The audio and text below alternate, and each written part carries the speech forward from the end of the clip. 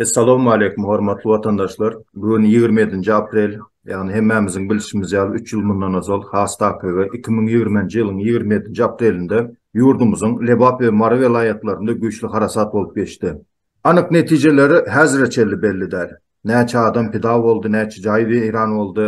Şol bir wagtyň özünde hökümet tarapyndan goldaw berilmedi köp hojalyklara. Ondan başga da şol ortada öz weýrançylygyny zapis edip uğratýan vatandaşlara hatta basış edildi. Şolar barada jikmejik gurrun etsek, hem de bir geçenleri ýatlap, bir ýatan er ýakdy imany hemra bolsun diýsek, şuň ýaly ýagdaýda gepleşigimiz başlaýar. Söz nowatyny Alşer Sahatowa berýän. Alşer diňleýäs. Salamu alaikum. Men şu zat yatlatacak ama bizi dinleyen vatandaşlarımıza bizi şünkü gün 3 yıl bolup gele hälem adam yerine koyan oklar. Hatta şundan başlayın. Yine 2023 yılda Gurbanguly Berdimuhammedowyň enesi ýogaldy. Matam günü ılan etti. Bütün havarlarda baş etti. Hemmesi dua okadı. Tömür kaldırdılar. Huda yolu verdiler. Gezek halka gelende şu iminli şu tragediyada Lebap Mara tragediyasında yüzlerce ölen, yiten adamlarımız var, vatandaşlarımız var. Hiçbir yerde adam yerine koyup da havarlarda da aydan oklar, Huda yolda beran oklar. Biz şonda biz ayttık yöne bir sesimiz eşitilmen kaldı. Vatandaşlar bu o için plaçevna ne diysem size adam yerine koydurmaya başarmalı biz. El ele bolup ben şu bilen başlayın galanlı eğindeşlerim öz pikirlerini açın benim galanda zatta koşarım öz sözüme. Minnettar Alşer, aydanlarınız için söz gezerini Dursultan Taganowa bereli. Dursultan Taganowa dinleýäs sizi. Vatandaşlar, menem Alşer Sahatowyň aýdýan zatlaryna goşulýan halktan biri ýogalanda hiç reaksiya bildirmeýe biri däl müňlerçesi diňe aptupan däl pandemiýa döwründe de ýurduň daşynda içinde Marda, Lebapda bolan harasatda köp pidalar boldy inansak da ýöne hiçbirine ne habarlarda görkezdiler, ne bir istatistika berdiler, ne adamlara bir kömek uğrattılar. Hatta başka vilayetlerden şu harasatda, Aptupanda başka vilayetlerden Lebap vilayetine iyi verilen kömekleri izne qaytarıp şu zatların önüne geçtiler. Nem için adamların az birleşmesinden korkuyorlar. Özlerinin kömek etmeye anırakta dursun. Şu ýagdaýa gynanyp kömek etjek bolan beýleki vilayetin vatandaşlar, beýleki vilayetdeki vatandaşlarymyzyň öňüne aljak bolup dürli oyun gurnadylar. Bu конечно ören gynandyrıjy ýagdaý. Biziň ýurdumyzda hiç açanam haýsy vilayetde nähili kynçylyk bolsun, harasat bolsun, başka vilayetlara eşitdirilmedi, kömek edilmedi, aýdylmady. Häzirem naprimер Hudaý saklasyn bir adatdan daşar ýagdaý bolan ýagdaýynda bir berip biljek kömekleri ýa-da öňüne almak üçin taýýarlyklary hiç sady ýok. Bu ýagdaý elbetde bizi gynandyrýar ýöne vatandaşlarymyzyň şu harasatdan ejir çeken adamlaryň birazjyk bolsa da aktivni bolup şu zatlary aýdyp iň azyndan özleri üçin göreşmeye gerekmekde pikir edýär. Köp sağ olun, aydanlarınız için söz gezerini Hamida gelinece bereli. Assalamu alaikum vatandaşlar, hemmeňize. Menem şu Alatupan barada geplesem, bir zat meni giň kaldyrýar. Şu Mirziýaýew özüniň kollegasy gelip halkyna ýardam eden wagtynda bizim prezidentimiz Berdimuhammedow näyle utanmazdan bular ýaly işsatdy görmedik ýaly bilmedik ýaly hiç nerse bolmadyk ýaly oturup bildiken diýip men pikir edýän. Şu Türkmen hökümetine de Allah'ı ineme olan şunu her çıkışlarında hatırlatıp geçecek. Allah'ı prezident olan yani Kur'an kitabı ruhnama olan ruhnama yok ama hazırki zamanda yani çay kitapları olan Kabe'si de köşk olan kıblası da dolar olan hükümete min şöyle seslenecek. Yine diktatör diyesem Mirziýaýew'den bu hem mesela diktatör yöne bizim prezidentimize diktatör diysek onda öbürkü diktatörlara haksızlık etmiş oluruz. Hem zaten adını hiç olmasa yani kör yağlı bir ayak üstünde yürüyen ölü yağlı olup yaşadık. Indiden sonra her zaten adını doğru koyalı, her zaten doğru egri deyip bileli, akta ak, karanı kara deyip bileli indiden sonra hiç olmasa hormatlı vatandaşlar yurttaşlar. Ne Mirziyoyev geldi, halkına kömek etti Alıtupanda. Bizimkiler ne Daşovuz'dan men Daşovuzlu özüm kamazlarını yaptırıp neme alıp tutsak etip o yardım edecekler. Ne hatırlap geçtiğinizler. Ne şunu kaysı vicdanı bilen kaysı nemesinden ediye. Men buların nemesini mi aykusunu mu nemesini anlap bilemem. Men bulara bir zat deyip bize düyüp de görsetecek oldular da düyüp yani. En son yerin astı gibi bir nemen görsetecek oldu ama özünün yer astı özünün düyübü görünüp kaldı da. Bileniz mi? Şunun için yakma düşersen yankı yakma pişersen kazma düşersin diye bizim atabalarımızda böyle bir nakıl var ya. Şu gerçek oldu yani gerçekliği görü otisine hiç satta da kömek edenek yine bizim yalı hak depleri aydanları vatan haini deyip hem mezat ortada hem mezat içek çavan dışarı çıktı ecesinem kahraman deyip belli oldu yine men ecen menen şuradan hesap kitabımız ubirki dünya kıyamata kaldı diyeyim. Sebebi men ecen bilen hesap kitabım var. Sebebi o öğündeki Berdimuhamedovlar ataoğlu oğlu nahilli siyaset yürüt oturanını görendir, bilendir. Ama bizim ailemiz mesela şu aileye Berdimuhamedov'un semyasına, ailesine, maşgalasına bizim Türkmenistanlıların maşgalasını omuzuna yük et verdi. Allah tarafın, halk tarafın yöne onlar amanata hıyanet etti. Bize amanat edip verdiler o semya. Şunun takdirini, şuların halkın, Türkmenistan halkının demesini ağırını yengil etin deyip Allah Teala tarafından da halk tarafından da omuzuna yüklendi. Yöne amanata hıyanet ettiler. Şimdi men şu Ramazan ayında doğan Allah'ım siz kalan Berdimuhamedovlar ölmen hiçbiriniz uzak yaşan ama bizim bir hesap kitap edip sonra ölün ölseniz hem. Ama buradan men hesap kitap ecen bilen ahirete kaldı deyip aytmak isteyen. Cak olsam hava zat köp kaysını aytıp kaysından bir yurtun yankı nemesi bir saat 2 saatte bir aytıp olacak zaten en düptü bize görsetecek oldu ama özü gördü. Özü düptekliğini gördü. Yani hiç olmasa şu diktatör Mirziyoyev ham diktatör. Ben buradan hiç kimden korkup demedim ama aytacak Mirziyoyev ham diktatör yöne bizimkini diktatör deyip bulanak. Buna bir doğru bir at koyalı. Bunun adını doğru koyalı artık. Doğru yaşamakta öğreneli. Yeter artık akına karşı yüzen yalı ters tarafa yürüyenimiz. Hormatlı yurttaşlar ben şunu aytmak istedim. Köp sağ olun beren görüşleriniz için. Murat Övezov biz dinleyiniz mi? Sözlep bilecek mi? Şul yankı bolan vaka bilen goş olsam yankı Alişer'in aydan gepine. Birinciden şul bolan tragediya bilen näme üçin gasudarstva öňünden bilmedi şonu. Birinci soragym meniň. Öňünden prognoz etmedi şonu. Luboy ösen yurtlarda prognoz edilýär öňünden şonu ýaly wakalar. Şoby geljekde adamlar gynçylyk çekmez ýaly. Öňüne alar ýaly. Birinci soru öňüni prognozunu etmediler. İkinci, eger uwajenie edilýän bolsa şo ýoglan adamlara. Alişer Sahatyň aýdyşy ýaly hatira güni bellense şolara ýatlanma güni bellense olan bir özünün prezidentlerim özünün bir yüreğindäki agyrysyny görkezerdiler de. Her ýyl belleseler şonu görkezseler bizler gynanýar şunça adam ýitirdik. Munça adam ýitirdik diýip görkezseler olan bir uwajenie bolardy. Ona meden ýoklar. Üçüncü misal näme gozgaya näme üçin bularda programa ýok. Şolary adamlaryň jaýlary döwülse, olar zat ýitirse, öýündäkilerini ýitirse, jaýlaryny döwülse, şoň kompensasiýa edilen programa ýok. Üçüncü soru şol edilen ýok Türkmenistan. Sebäbi ösen daşary ýurtlarda birinji olarda insurance diýen strahowka diýen zat bar. Birinji strahowka pokrywać etýär. Eger strahowka pokrywać etmese bir zady gasudarstwa bölüp çykarýar определённый summany. Olar yapar ýaly şonu polnusçy gynçylyk çekmez ýaly. Men pikirimçe näzerler Türkde ýaşaýanlar Erdogan näme etýär häzir şu döwlen jaýlar bilen. Adamlaryň pulunu alýarmy şu wagtda. Adamlaryň pulunu alan ýok, şo dogrymy? Hiç kim skidowet eden ýok. Men özüm bilen şu käbir adamlar özüniň mekdeplerini, zatlaryny okuwçylardan pul ýynaýarlar şonu oňurmak üçin. Şo betbagyçylyk. Bul haýsy ýurtda bar şonu ýazat.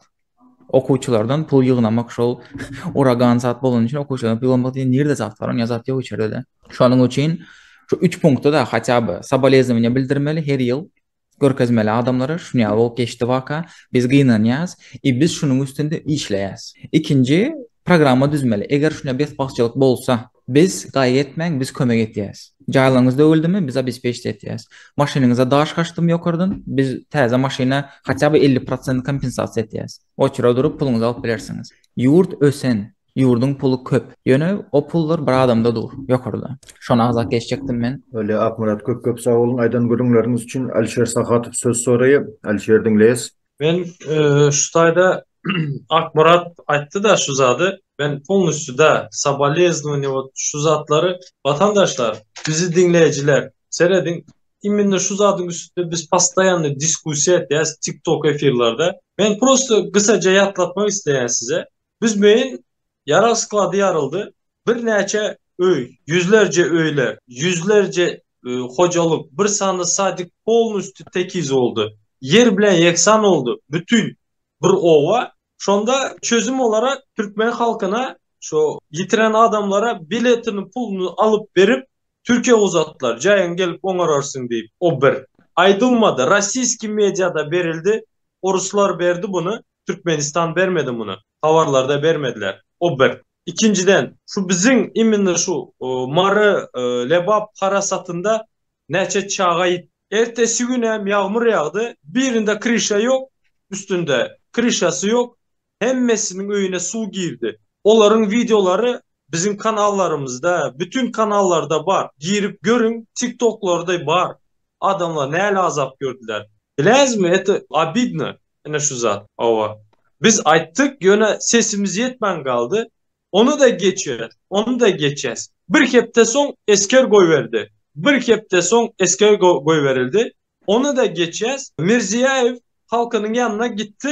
Näme kömek gerek deyip prezident bolup. Yöne bizim prezident gitti Mirziyayev'a sana näme kömek gerek deydi. Şunayız mı? O sam o için tutup yüren koparıp adam şu. Özününkiler adam değil mi? Neçen bir yüzlerce hocalıklar, moş 200, 300'lerce hocalıklar, binlerce hocalıklar krişasız kaldı. Öyünü su bastı. O biz yadımızdan çıkan o. Ağa, can et ya ağa, $500, $3000 şifir götürülen, bakaları gımmatlan deyip, armaturlar götüren tahtalar gımmatlan deyip, bileniz mi? Bizim yadımızdan çıkan o zatlar. Siz, bizim dinleyiciler, eğer de siz özünüz adam yerine koyduracak olsanız, inanın emmemizin başımızda var. Şu güneçe yatlamalı olsa edilen zatlar yatlars, yöne bir gramam adam yerine koyanoklar. Dine bar Berdi Muhammedovlar. Galanı bağışlarsınız adam o zadında spisığında koyanoklar bizi. Spasiba. Köp sağ ol Alişer. Söz gezegini Arna Durdağa vereli. Arna Durdağa dinleyiz sizin aytacak zatlarınızı.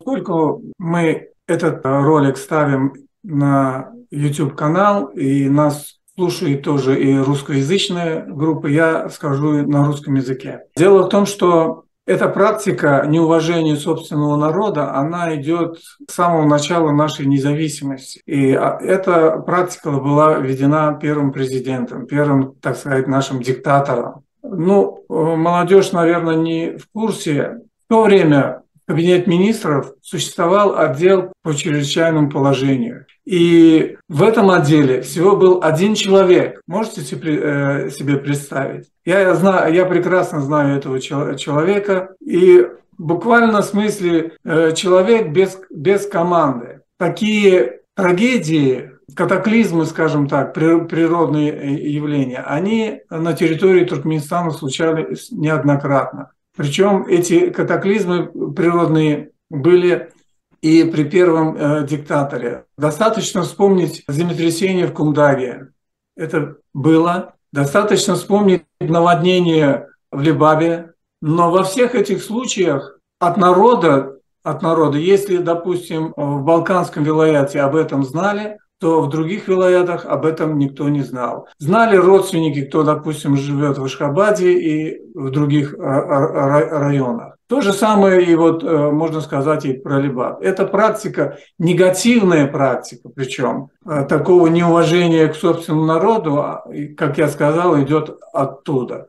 Почему я говорю неуважение? По одной простой причине. Потому что первый диктатор, он, я вам скажу, очень сильно помогал афганскому народу. Бесплатно давал электроэнергию, помогал мукой, горюче-смазочными материалами, оказывал всестороннюю помощь афганскому народу. Я не против этого, поймите меня правильно, помогать кому-то, но при этом оставлять свой собственный народ в такой нужде и относиться к собственному народу наплевательским образом, это просто ни в какие ворота не входит. И вот очередная трагедия на нашей земле, на нашей туркменской земле, когда случилось вот это природный катаклизм, показал о том, что и нынешняя власть, и нынешние диктаторы ведут себя точно так же, как и первый диктатор. Точно так же. Они готовы помогать кому угодно. Для чего? Для того, чтобы поднимать свой имидж в международной общественности. А к собственному народу они точно так же подходят, как и первый диктатор, наплевательски. Им просто нет никаких дел для нужд собственного народа. Вот такое наплевательское отношение приводит к тому, что люди просто не верят своей власти, относятся к ней очень-очень негативно. Поэтому я думаю, что туркменистанцы, те, кто был там, хвала тем некоторым ребятам, которые собирали какую-то помощь, хотели отправить это в Лебапский, Марийский вилаяты, но их, к сожалению, власти, структуры правоохранительные не только не дали это сделать, но и преследовали. Молодцы те, кто говорил об этом, молодцы, кто вспоминает об этом, вот и мы сегодня тоже вспоминаем об этом. Если мы будем вот так дружно себя вести, то, я думаю, мы поборем вот этот... К вам присоединиться я бы хотел тоже, да, к слову. Я думаю, целесообразно будет еще в будущем нам, активистам, собраться всем и создать какой-то фонд. Вот Алишер в предыдущий момент он сказал, что некоторые ему звонили, спрашивали $2000, $3000, да, чтобы помочь нашим гражданам. Я думаю, очень даже целесообразно, мы не знаем, может через 10 лет опять какая-то катастрофа будет, правильно? Мы за 10 лет создадим какой-то фонд, который будет помогать нашему народу. Вот те, которые кричат, плачут там, я думаю, очень целесообразно создать какой-то фонд нам, всем активистам, кто сколько сможет, да? Какого-то человека выберем, кто будет главой этого фонда, в этот счет будем скидывать и собирать, чтобы помочь этим людям. Потому что я тоже знаю людей, которые реально вот соскрабывали со всех, вот прямо они в долги влезали, чтобы просто выстроить все эти дома, выстроить все эти ремонт заново сделать. Я думаю, очень будет целесообразно какой-то маленький фонд создать, чтобы хоть что-то вот людям распределить и помочь. Я бы это хотел добавить. Потому что нуждающих очень много у нас в стране, очень много. Aydanlarınız için sağ olun. Spasiba za idеи. Vatandaşlar söz gezegini Meryem Gelinece beririz. Meryem Gelinece Aydın dinleyiz sizi. Esselamu Aleyküm vatandaşlar. Bugün 3 yıl oladı bu harisat duranına. 3 yıldan beri Lebaba Marige Berdimuhamedov. Şimdi oğlu boldu. Oğlu nime kömek et. Bizler eğer vatan dönüğü olsak sen kimsen? Sen kimsen? Onu ait. Bizler hak hukukumuzu sorasak, vatan dönüğü olsak sen kimsen? Sen halkı ezi oturan adam sensen. Hak hukuku bozu oturan sensen. Sen dönük olmayandan bizler dönük olduk. Aziz ildeşlerim, aziz vatandaşlarım, sizlere yine bir gezek xahiş edemem hemmenize. Ağzı bir olalı hak hukukumuzu soraganda dönük degen gepi eşitmegeli. Hak hukukumuzu sorageli, soramağı öğreneli. Bu betbahçılık başımıza gelen vakti bir iki de adamın eline karama gele. Bizlere devlet kömek etmeye hakkı var, haklıyım. O hakkını bize soramağı bileli. Şurada oğlumuz bir yaxşı fikir aytdı. Şu ortaga pul atararlı aktivistler de atar bilemiz. Ama neçen bir tesine kömek edip bilemiz. Neçtesine kömek edip bilemiz. Bizler hem al oturan pulumuz yok. Kira var, kira göre oturupsan kiralar hem zatlar vapşi göterilip gitti. O yüzden birine kömek edip bilemiz. Elimizden geleni yine evde oturupmaz. Onun için senin aydan yapmam doğru oğlum. Ama hemmecigine kömek edip bilmemiz. Hemmecigine kömek. Kaçan bizler ağzı bir olamız. Türkmenistan halkı ağzı bir olup hak hukukunu sorasa o zaman hem zat yaxşı olup gitedi. Yeni bir gezek aydıma Serdar Berdimuhamedov. Sen hak hukuku bozup dönük olmasan da biz hak hukukumuzu sorasak dönük olarız mı? Sen bizlere bunu cevap versen degen erttim. Sağ olun vatandaşlar. Köp sağ olun. Meryem gelince söz gezerdiğini Karaca Deniz ağamıza bereli. Karaca Deniz ağa dinleyiz sizi. Ayda verin. Selamun aleyküm vatandaşlar. Ben de bir internetim bilen problema bol oturan. Yurdun içinde uragan bolan. Önkü gezegem yatlanılmadı şu uragan. Yine şu gün içerliyem daha aydılmadı. Adamlar özleri barıp biri birine kömekleşip kiminki yapıldı, kiminki yapılmadı şipirleri. Da sikfor üstü açık caylar var hazır. Videolarını soradık, çekip iyi veremiz dediler. Korkadılar toka, iyi verip bilen yoklar alı. Ben soradım yine, ya hazıram gepleşip koydum. Şu çekip iyi verimler video, korkmanlar da tepkim ettik, gepleştik. Bu hükman gitmeli. Halk hükümet bilen stalkiyotsa etmeli. Başka alacımız yok bizlerin. Dine gitmeli. O kalıp düzedeme, o düzeltmedi bunlar yurdu. Bunlar yurdu dine yediler. Bizlere nime gerek? Bize köp zat sorağımız yok. Bize sor oturan zatımız pasport ver, konvertasyon yolu aç. Oldu. Başka ise sorağımız yok bize. Şunu hem dahi eden yoklar. Şunu hem dahi edesleri gelen yoklar. Başka nime? Hatta bu şunu etseler hem bize günümüzü görüp gidemiz. Köp sağ olun Karaca Deniz ağa. Benim şu öz fikirlerimi açsam hakikattanım. Hökümetin bir farklılığını qatıkan görüyoruz biz. Misal için edilbeylek devletler yalı daşar yurtta okap veren studentları devlet derecesinde konvertasiya bolanak çeklendirilme koydu. Ama bu harasat meselesinde 27. April'de 2020 yılda bolup geçti. Vatandaşlar 30. April günü Afganistan'a komşu kömek azık önümlerinden. May ayının yanlışmasam 5 neçeliye 2-3 çisloda Astrahan'a gitti koronavirüsten Rusya Federasyası ecir çek otirdi. Bağışlanvelin öz halkı kıyın paçıgalı yağdayda vaxtı komşu devlete kömek etken hükümete neme deymeli? Neme deyip adlandırmalı? Yani gelineceğimiz aytdı. Hatta diktatör deysek beyleki diktatörleri öykülemeyi mümkün. Menem şu bilen bir orunda koydu deyip. Püs o manılı söz. Ondan başka da hatta şu derece yetti hükümet. Bir günün içinde 8, 10, 12 adam caylanan vaxtları oldu. Bir mazarlığa. Töyere çislo yazmak qadağan mazardaşına. Yazdırmana ruhsat veren aklar. Sebebi yılların geçmeyi bilen. Oho, bunların hemmesi bir çisloda yok olan mı? Neyem oldu? Bu avariya mı zat mı diyende hatta şu bir neçe yıldan sonra şu zatların üstü açılmasın diye. Onun yalı eden ettilik. Aydın ana şu devlette bar son yal zat diyeyim benim boyuna gayne. Şu devlette bar eken böyle Türkmenistan'ım edeversin diysen. Hiçbir devlette yok. Gelip on yal tezelikler dine bizde çıkıyor. Dine bizde çıkıyor. Başka devletlerde yok on yal zat. Hatta şu mazar daşına bir adamın üstünde durup sen yazmarsın deyip buyruk vermek devletin neme hakkı var. Şu dereceye yettik. Ne için şu dereceye yettik? Könülerimizin bir aydın sözü var.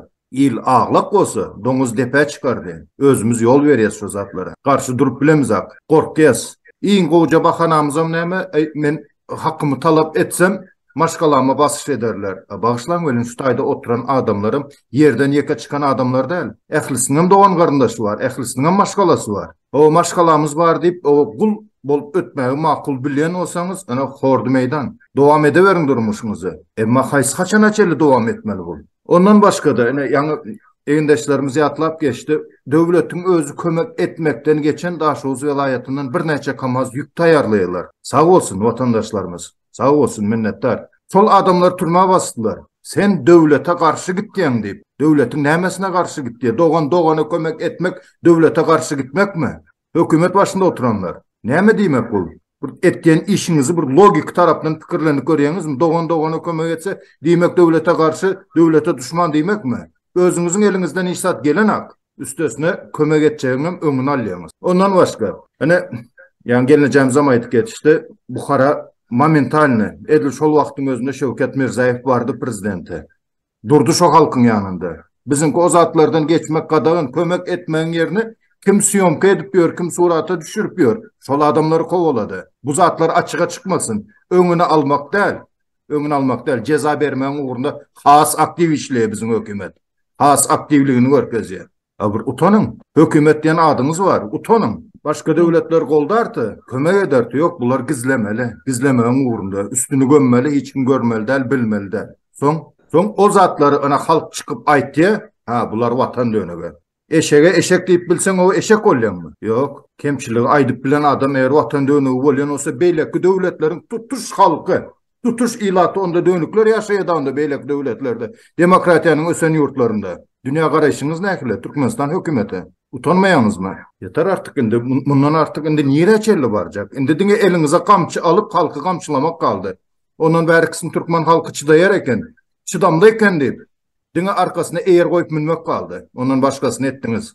Vatandaşlar, bizim özümüzde de günah var. Talap edip bilemizak, korkuyaz. O yan kaydışmayalı ingoğuca bakanamızam näme başkalarımız var yurdun içinde. O men aydıp bilecekler. Böyle devam etsek vatandaşlar ken yıllar bize özümüzden sonku nesli öz elimiz bilen kulçuluğu miras koyup gideriz. Makul bilseniz dımın oturun. Ken zatlar aytmalı velin öňem aýdylyk gelinýe vatandaşlar birazrak pikirlenelin bu bolup geçen zatları. Alşer Sakatowa söz gezegine geçiren Alşerdiň les aýdy. Vatandaşlar, immini şu prosto bilezmi? Bizem pastaýany efir halk bilen immini şu temaları gürleşýäs. Şuňaly nadan boldukmy biz çağamyz ýitende baryp günäkär adam bilme.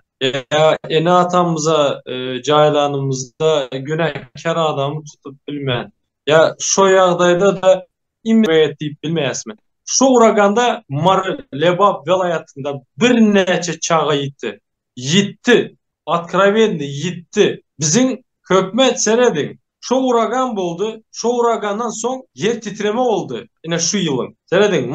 O uraganı aytmadılar. Pingine de gelmedi. Yer titreme oldu. 3-4 bağ arası.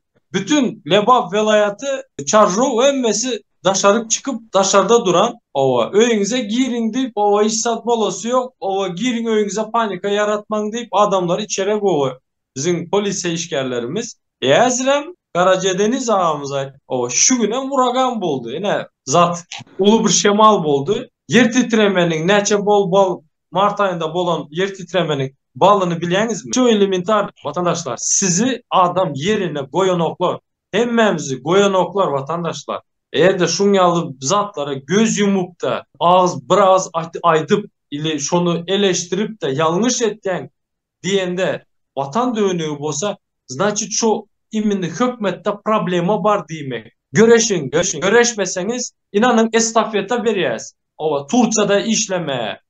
Bizi dine Türkmenistan'da ben şuňaly aýdyp bilen dine Türkmenistan'da 60 yaştan son pensionu bozdursa gelip bizim ayal enelerimiz işleýärler. Bizim atalarımız kakalarımız işleýär vatandaşlar 60'tan son. Dine Türkmenistan'da eşleňiz mi? O özüňize bir soragy berip görün. Men näme üçin Turçada, ya meniň enem näme üçin Turçada, ya Rossiýada. Понимаете? Вот давайте özümüzü toparlayalım. Давайте мы люди diýeli, biz adam diýeli. O hakkı onu bizi yaradan bu Allah Taala verdi. Bu iki anı ata oğul sizden o hakkı alma hakkı yok. Düşünäňizmi? Köp sağ ol Alişer şu adamların üstüne koşup. Ne vatandaşlar bunun etmedik zatını ya da etmeli değer zatlarını ayıp otursak ne kağız edecek ne kalem edecek mesela. Ne bizim halkımızda narazı olmak diyen düşünce yok ne? Ben hayran kalıyorum şuna. Vatandaşlar siz ne için etmeli zatlarını talep etmekte zatı bilmeyesiniz. Ne mesela ne Kızıl Kitap var o. Ne şunun en deyipti görse en diktatörlerin diktatör değil. Ne mi diysem bu hakiki yan kayıtlanmayalı. O diktatör ülkelerde internet var. Diktatör ülkelerde pasport verip bilye. Ne görüyoruz. Bunun hakiki adı bu teröristlerin en güçlüsü deyip var bunu. O teröristsen bir bombalasa bir yankı neme adamları öldürüp bilye bir sanı bombasının neme kilasına göre nemesi oluyor ağırlığına göre. Bununki bütün halkı kırıyor yine. Bunun bizim Kızıl Kitap'a girizmek nemesine aladasına düşeli bunun. Ondan sonra yankı kim Akmurat diyenin fond nemesine menem koşulmayan. Sebebi halkımız özü birinden şu uragan bolanların öyünün krişası gitti mi, nemes gitti mi, şolardan better, birimizden better bizim yağdaylarımız. Şoň üçin men o meselesine koşulmayan, o en sonki meseleler. Mesela biz en birinci şu hükümetten hakkımızı talep edip öğrenmeli. En birinci etmeli, işlerini bilmeli. Bir narazıçılığımızı nem edip ağzımıza nem edip bilmeli de. Yani bunların hakiki adını koyalım artık. Hem de biz şu zatlar düşünüp etken vaxtında men önkü videolarında da aytdım da kimin hizmetkarı şu zatlar düşünüp etken vaxtımızda bunların ömrü 2 saat. Buların o çift koyan yankı Stalin'in çizanma yankı çegaraların başına yıkılar yakında.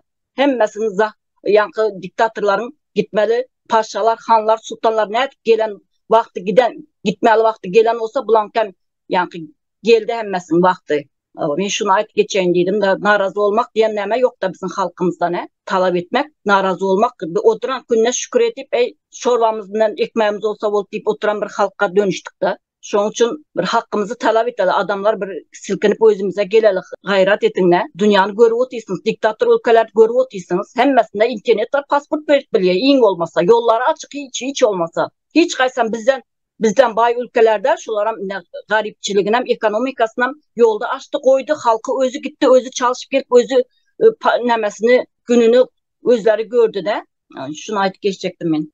Köp sağ olun Hamide Gelineci. Ben şu yan kaydanların üstüne koşmak istedik zatlarım var. Vatandaşlar Türkmenistan'da şunyalı edara var. Gidrometeorologiya gulluğu.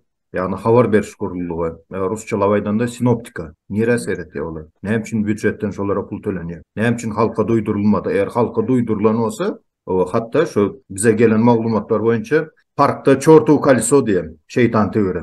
Şu karuselden diye çağılır çıkıttı diye. Eğer şu zatlardan havar bolanda halk çağlarını parka koyuyorardım ya alıp barardım parka. Nire seyretkiye şokulduk. Hani MCS kulluğu. Böyle hadisa bolup geçti. Hani bıstıra reaksiya. Hani yörüte palatkalar olmalı şu halkı bir öyle cahil eder. Yani Alişer Doğan'ımız aytti ertesi gün yağış yağdı, krişa yok. Yağışın içinde ilat oturdu.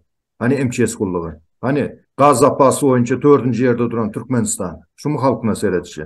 Utanç değil mi Türkmenistan hükümeti? Ondan başka ne kakası yok oldu. O Türkmenistan'ın içinde ne toylar etmek, zat etmek o qadağan edildi yani. Matam ilan edildi. Yakında ecesi yok oldu. O yine matam ilan edildi. O toy etmek, zat etmek qadağan. Hakiki matam günü 27. apreldir.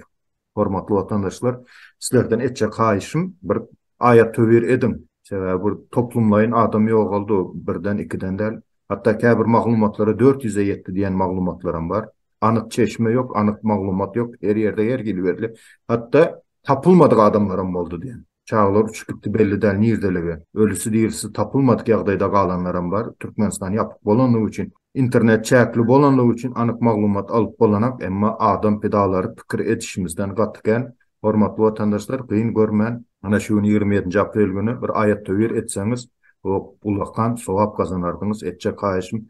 Vatandaşlar koşacaklarınız var mı? Alişer buyur söz gezek sana. Sevgili vatandaşlar, biz siz fikrinizce de gören şu bir zat.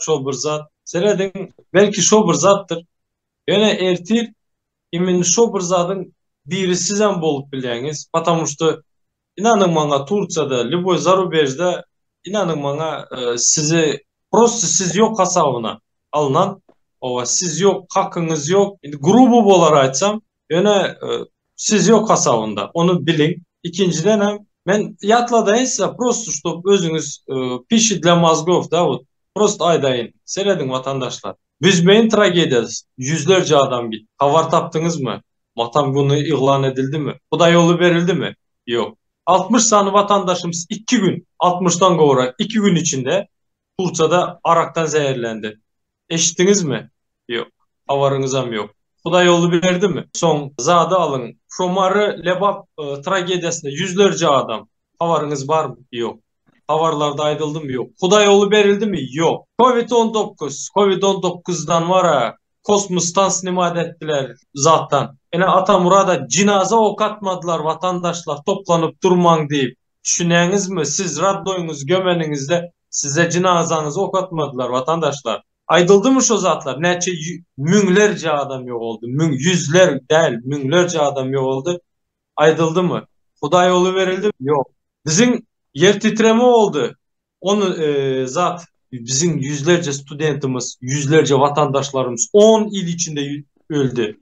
Zadın aşağında aldılar. Bitonların aşağında aldılar. Emmesinin cesedinde uzattılar. Karındaşlar tapanlarını uzattılar. Aydıldı mı şu zat? Kuda yolu verildi mi? Yok. Yöne Shinzo Abe Japonya'nın premier ministri öldü. Onun adına kuda yolu verdi. Atası yok oldu Avrupa'da. Koronavirüs vakti. Atasını Avrupa'dan getirtti. Ve matam günü ilan etti. Enesi yok oldu. Matam günü ilan etti. Siz vatandaşlar özünüze sonra verin. Sizi kaysı urivinde görüye kim katarında koya vatandaşlar? Просто задумайтесь и все. Atamurat bir zat koşup geçeyim mi? Buyurun. Siňektiň hem mesela yazda yaşaydığın bir nämesi var da, wagty var da. Siňektiň hem öz ornu var. Bizim siňek çelmem ornumuz yok ne. Türkmen hökümetine şöýden seslenjek. Ne halk üçün çıkıp barap bir zat ettim deyip aytsın. Bir Aşgabattyň beton jaýlaryny onam parat kurmak üçün, parat geçirmek üçün onu yankı şişip balonda şişirýän şular ya şişmek üçün yaptı o şahar canım. Halktın bakışı üçün bu lüks öylerde otursun bular yankı näme içinde bir hayatını bir mezmunlu näme huzurlu bir öýde otursun deyip etmedi onam. Özünün şişmek üçün men şöýden seslenýän bu şiş balonlaryny hemişe iğne tıkıp durarsınız. İçindeki hem mezatını akızıp durarsınız artık. Ama bu internet esrinde artık senin helam internet esrinden sonra bular 15 yıl yaşak geliyor bizim yüzümüzden biz nämelerimiz hatalarımız düşünüyoruz. Artık bizim halkımızdan bizim hemmemizin gözümüz açıldı. Artık sen şişip bilmersin balonunu şişip bilmersin sen. Hava. Nem bir eden zat şu Aşgabatda stroyka öyler mi? Onam özünün şişmek için, özünün parat etip sahnasını bezemek için yaptı. Onu halk için yapmadı. Aziz vatandaşlar gözlerinizi açın artık ya. Gözlerinizi açın ama sizem tilsiz şeytanlık bedelini ödep görsünüz hem yine de ödeyeceksiniz. Sizin aktıklarınız, torunlarınız, çağalarınız hemmesi bedel ödep geçiyor. Yankı Firavun halkına zulüm etti diye ayetlarda. Ama bizi şu halkın diye özü fasıktı diyor. Bizim fasık halk oldu şahsına. Yer yutmak kapısına gelip kaldık. Yer yutayacak oldu. Bizim ne namusumuz ne adamçılık, insanlık koydu bunlar ne? Hem zat ne ilim koydu. Koyan zatı bunların yok eden zatını bunun etmeli oruna etmedik zatlarını ayda otursan aydışım yalı ne kağız edecek ne kalem edecek. Şunun için halkın siz hemme günahını hemme doğrulukta yankı doğru yola girmek bizim nememiz, borcumuz. O Berdimuhamedovlar yok kısap yok. Yani şişik balon olar bolanı. Ava. Şişip duran balon iğneni batırırsan boldu içindekiler akıyor. Hemme zaten etmeli bizim omuzumuzda bizim borcumuz yani insanlık borcumuz. Hakkımızda soramalı. Näme etmelisini öyle gelen adamlara düşüntürmeli. Ava. Yani kaysı gelse de. Biz özlerimiz terörist yankı terörist oturan diktatör yasanam hemmesini bizim günahlarımız. Şoň üçün özümüze bir öňümüze bir uly bir sorak vaprisatyny näme işaret koymaly. Şoňa jogap näme etsek tapjak bolsak bu sorak näme üçin du öňümüze dip. Şoň hemmesinin jogabyny tapmana kellemiz işletmene başlaýas. Olsun bolýar hemme zat. Kellemiz özgermedikçe hiç kimse özgermiyor. Köp sağ olun Hamide gelince. Ben bir iki solay deyin yankı ayıp geçen zat var da. Buyur Akmurat. Yankı Alişer'in ayıp geçeni частично согласен, частично не согласен. Birinci oçur adamlara duyduran yoklar değildi, ona согласен. Şu betbağçılıklar vardı, aydılan yok. Onu bilýäňiz näme üçin aydylan yok, sebebi açılsa onu adamlar gozgap ulu nemedi kitleýärler, näme novosti kitleýärler, şoň aydan yok, bolsa gizlemeli. Ýöne edildi sadakalar edildimi diýildi, dogrymy? Olar edilmez. Sebebi adamlar bizim yurtda din taraptan abrzamanyası yok. Dine değişle etýän zatları olar tradisiýa bolup kaldyr. Wajib däl, tradisiýa. Şoň üçin tradisiýany etse bolýar, etse bolmaýar. Käwagt etse bolýar, käwagt etse de niço straşnaw. Şoň üçin adamlar abrzawat etmeli birinji oçur. Şolar abrzawaniýa bolanda olar düşünýär bu wajiblygyny. Şoň olardan talap edenin peýdasy ýok, olara şu ilm girmänkä kellesine, bilim girmänkä. Toje samy bizim hukukymyz barada. Adamlar tutmasan şu hukukyny bilen ýok. Olara sen bar git sen itdiyse, o it şu konstitusiýa ýazykly biz ittir diýerler. Hukuklaryny bilmese olar talap edip bilen ýok. Toje samy din boýunça da olar näme wajib musulman üçin sadakasyny vermeli, 40-yny vermeli, 7-sini vermeli, nämesi wajib bolsa şolaryny bilmese wajiblygyny. Olar tradisiýa ýaly hasap etýärler. Tradisiýa da egin baş köpüsiniň üçin egin baş tradisiýa. Bugün men şunu geýän, erte geýjek däl diýe. Ýöne aslyndan ol wajib. Şoň üçin olar etmez sadaka diýen zatlar. Enes atasy üçin eder ol, obязательно. Şoň üçin jemleýe soragym, adamlar hemmes din aktivistler däl, başgalarym abrzawat etmeli. Köprak kitap okamaly. Hukuk taraptanım, lüboy taraptan. Şonda bizim dilimiz, adımız näme bolýar, näme täle? Pikirimiz abrazowyny bolýar. Şonu aýtjakdym da men. Etmez olur on ýazatlar. Bolýar, köp sağ olun. Akmurat, sen belki doğrudur senin ayda oturanın. Ýöne men hem sen bilen bir ýerde ne соглашусь, потому что eğer de sinzi düşmeyen o Müslüman del birine berip bilen bolsa, значит o gönüden gönü askermezlik, adam yerine koymazlık, yank adişin yal it yerinde koymak böyle. Anırda соглашусь с этим с тобой, да. Но мен лично, как Сахат Фалишер, против этого, и он недостойный человек, bizim президентimiz болмана. Неоднократно мы говорим об этом и неоднократно доказываем и показываем, то, что они недостойны нас. Понимаете, вот так. Şoň üçin eğerde berip bilen bolsa, sen zabbe, bizim hem yüzlerce bir gün içinde yok olan adamlara, ladınlar, prinsipi de adam yerine koyan nokta. Vatandaşlar, Zoom'a geleniniz için, katnaşanınız için köp sağ olun. Tomaşa eden vatandaşlar sizem sağ olun. Unutmayın, eğer hatira gün adalet boyunca bellenilmeli olsa, o da 27. apreldir. Sebebi hakikaten facialı vaka bolup geçti Türkmenistan'da. Yine bir yaza kayiş eten vatandaşlar bir ayet bir kaldırım öten geçenler için diri lezzetten doymaz, ölü ayetten doymaz deyip körnelerimiz aytıp geçen bir sovap kazandığımız olar. Vatandaşlar yola devam, hakkımız talep etiyeriz. Molla Nefes şahirimiz aytıp geçen 40 yıl maya gecinçen bütün bir yıl ner gezgindi. Kaçına çelçi dağıtırmalı. Haksızlıklara, adalatsızlıklara. Hem zat öz elimizde. Bunun için durmak yok, göreşe devam. Geleniniz için hem köp sağ olun. Sağlıklı geçelim.